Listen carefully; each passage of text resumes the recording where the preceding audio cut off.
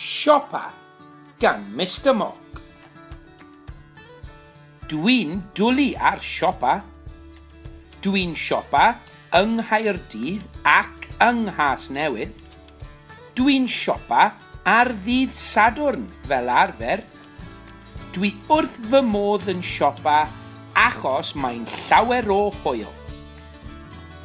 Nawr, atebwch y cwestiynau. Dwi'n hoffi siopa yng Nghaerdydd. Dwi'n siopa gyda fy ffrind Cle fel arfer. Dyn ni'n siopa o 9 o'r gloch tan 5 o'r gloch. Dyn ni'n teithio ar y bws neu ar y tren. Nawr, atebwch y cwestiynau. Dwi'n hoffi bob math o siopau, fel siopau cerddoriaeth, bwyd, dillad, losin a gemau cyfrifiadur.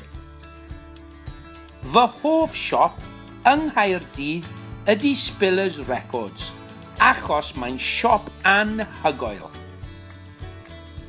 Nawr, atebwch y cwestiynau. Pan dwi'n siopa yng Nghasnewydd, dwi'n hoffi siopa yn canolfan siopa Kingsway, achos mae'n gyffrous. Mae llawer o siopau gwahanol yno.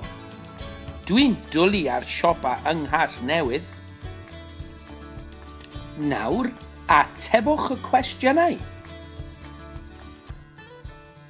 Dwi ddim yn hoffi siopa yn W.H. Smith. Mae W.H. Smith yn ddiflas.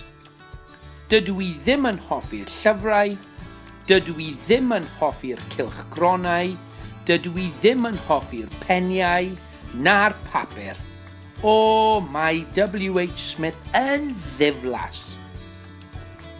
Nawr, atebwch y cwestiynau.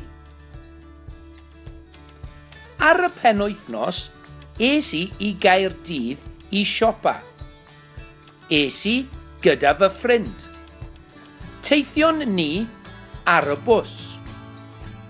Cyrhaeddon ni am 8:45. Es i Spillers Records. Prynais i albwm newydd.